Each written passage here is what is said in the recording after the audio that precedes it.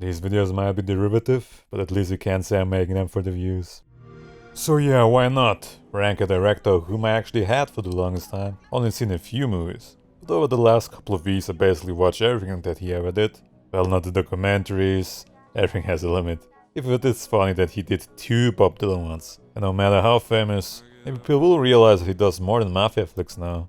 If he does them well too. Not trying to be too pretentious here or anything.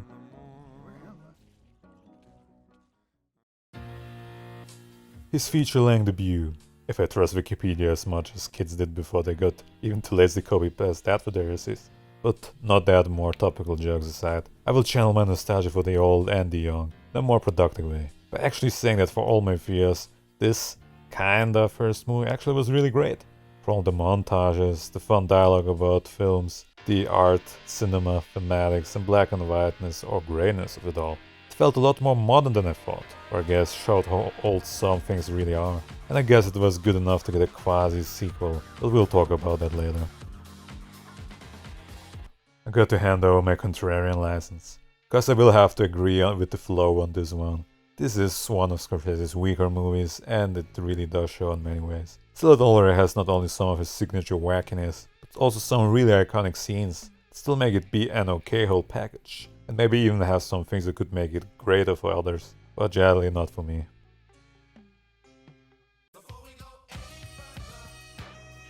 Guess they can put me on parole out of contrarian jail, cause like a real one, I do actually like it quite a lot less than its prequel.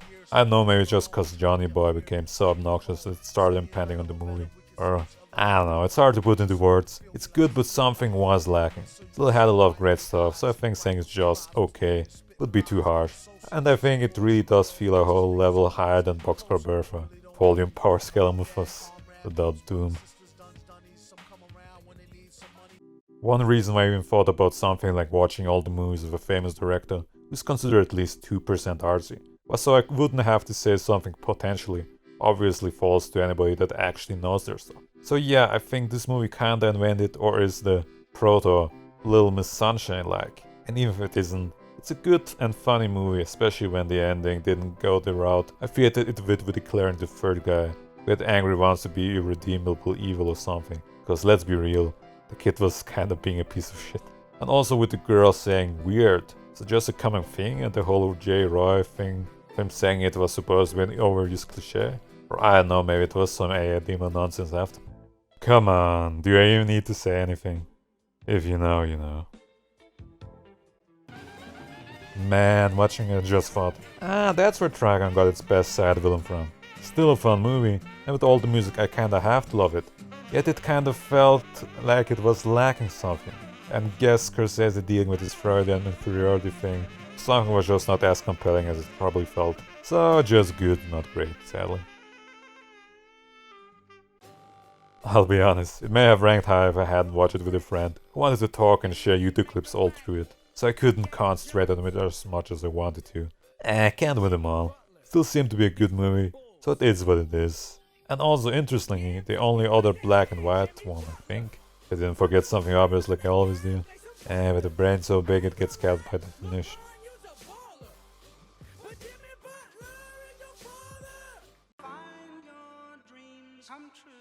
Man, I was surprised. I always just heard about it as some okay movie that's only brought up to call Joker a cheap ripoff, with the implication that the OG was nothing too special itself.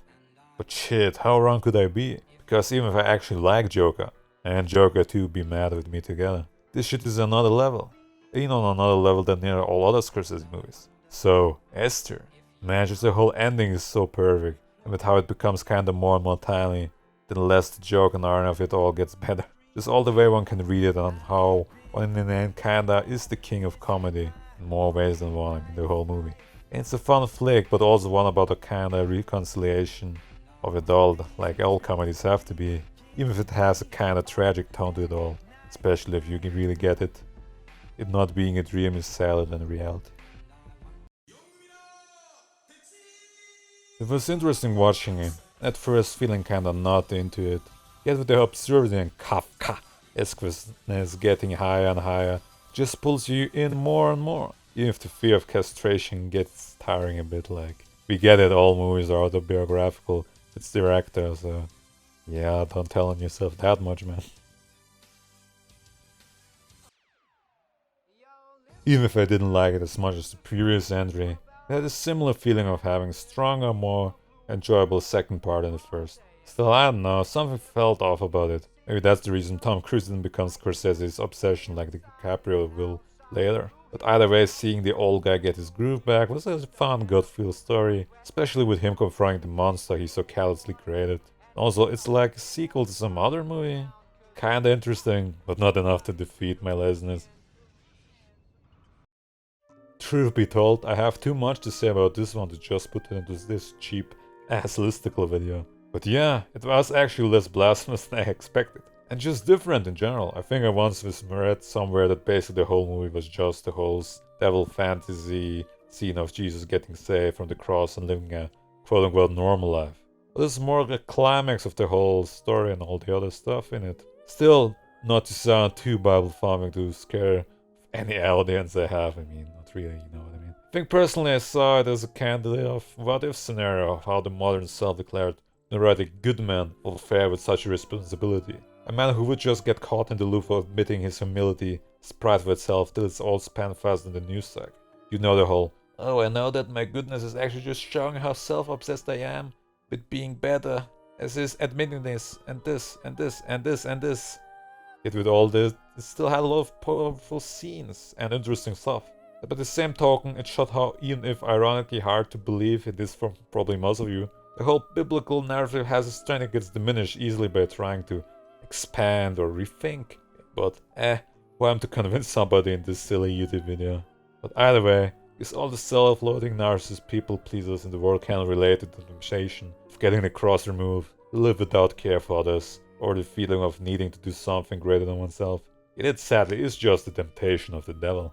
Either way, the whole moment of it is accomplished at the end kinda removed any doubts about the blasphemy from mine, cause it was just a great scene and great ending. So yeah, great movie, even with all my church lady asterisks and all.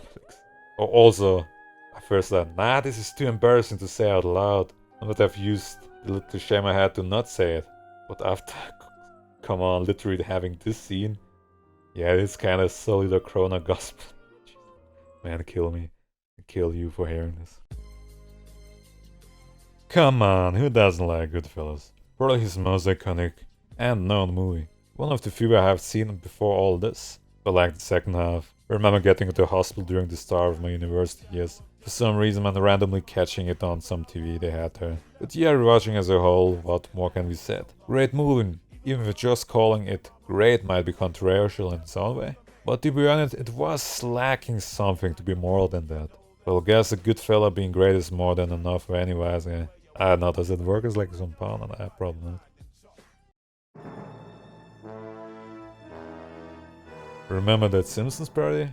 Well, it's more than that. I actually was surprised with how much substance it had. From the themes of punishment for one's sins, to the whole class struggle, angle, and fears of social appeal, etc. It was more than just some slasher or whatever. The bad guy has way too few funk edits than he needs. Strange how I think the Joker took more from his looks than most point out.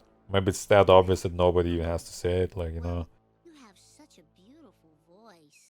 It's funny to see how different Scorsese movies can be. Like this one, which never breaks from all the fake pleasantry speech of the quote-unquote aristocrats, or the most nudity shows being on Renaissance paintings. Uses satirizing, with any sensuality being limited to overexcited kisses. Get reeled in fast and Brock did back in the day.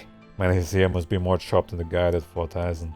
And still, even if I hated the times my brother forced me to watch shit like The Crown, or with how I watched stuff like that in general, I'm surprised how enjoyable this movie was. But if you're really into that stuff, you will have a great time. For me it was good enough though. Goodfellas too, and in some ways better. Yet in the end it sadly does fall into the lesser form of the adjective. Because with all its glamour, all its fun with the casino and the other shit, similarly like Johnny Boy, the woman in this one just has too much time taken up with her repetitive, annoying antics. I mean, I kinda get it, it's like how Scorsese gambled away his life on failed marriages or something, or how the casino guy gambled away or his success for a bad flirt, or some 9/11 predictive program. But with all the things, it just kinda leaves one feeling like it could have been done in some other, more enjoyable way. Even some parts that are from the freak-out scenes are still funny. And also the opening is both really iconic and kind of absurdly hilarious. Legalize nuclear bombs. Swag Messiah. I don't know how to put it without sounding like I'm trying that old meme of increasing my social credit score or whatever, but still, this is kind of propaganda movie. Not just because of having Mao look nearly as parodic as Chaplin did Hitler and the Great Dictator, but because I think the need for it to promote the Dalai Lama and the whole free Tibet wave of that time kinda hurts all the greatness of it.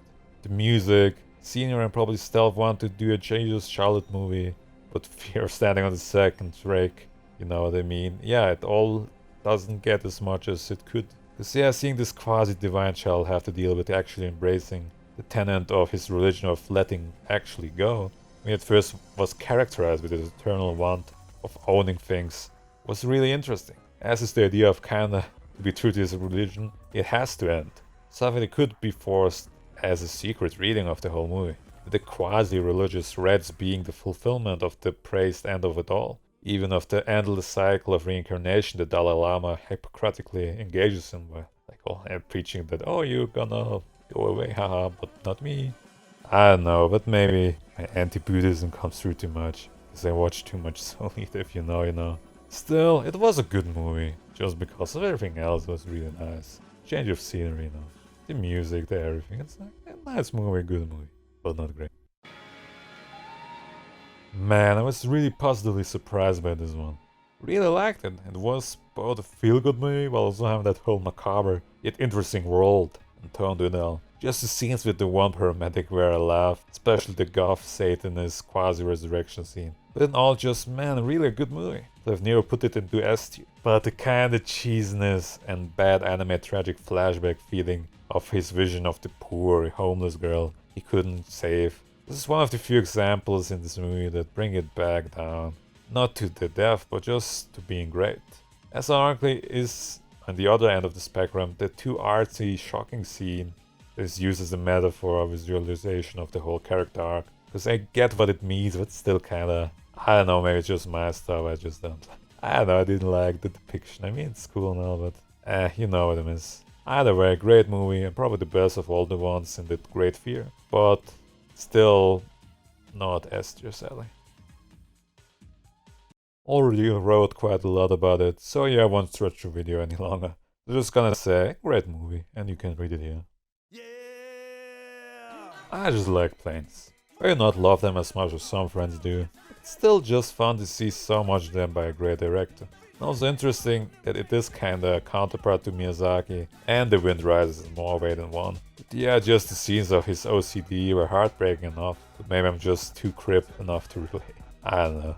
Anyway, it's a great movie, and I don't care how historically original it is, even if it makes me a hypocrite for like calling out the Tibet propaganda now, saying, it doesn't matter, you get it. I wonder if the whole movie was kind of Scorsese spitefully reacting and kicking back to the whole abuse scandal from the Catholic Church thing, with it subverting it with the not so subtle subtext about sexualities and other proclivities. Still, even without it, it's a really fun and heartfelt, enjoyable romp, with all the twists and drama, kind of funnily iconic ending. I don't know, even DiCaprio felt kinda more human than most of his other roles, where it always feels like, see, it's famous actor being cool, wacky, crazy. I don't know, just a great movie and best example of that early 2000s thriller feel. Yeah.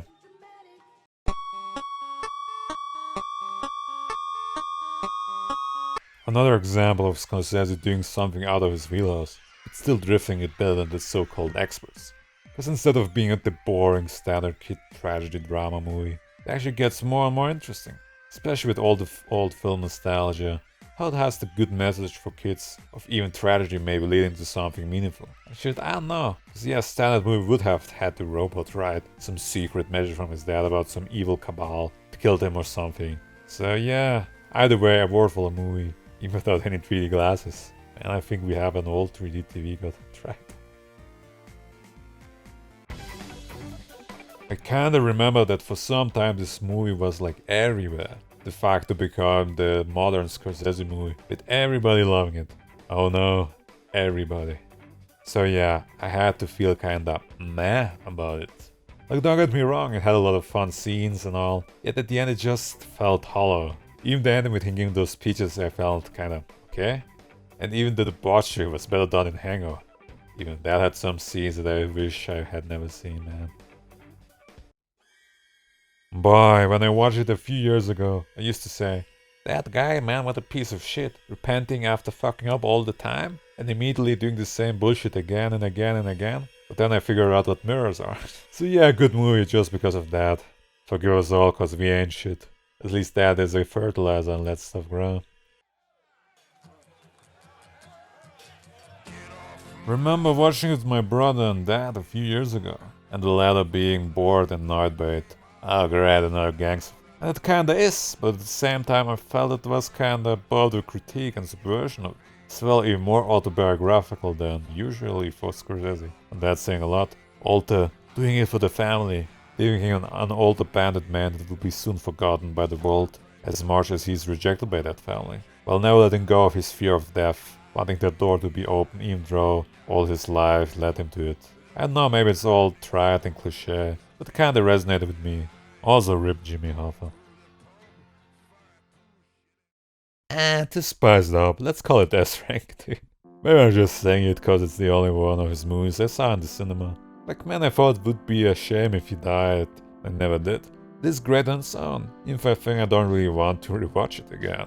But here lies its whole joke, of even painfully stretching out that hope of the pitifully looking DiCaprio, of such a pathetic creature that one roots for him to get the bravery and shame needed to rebel, to stop doing this evil. All of him just look with his puppy eyes and act like the biggest cynic. Even the rug pull where it seems he will at least, because of self-preservation, finally go against his uncle in court, only to again fuck it up, to not give even that little consolidation to his wife, man, I don't know.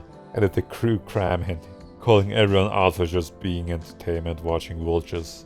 Us and Scorsese realizes that all about ourselves. But yeah, everybody has to find an interesting story. And now if Toby Fox gets praised for it, why not him too?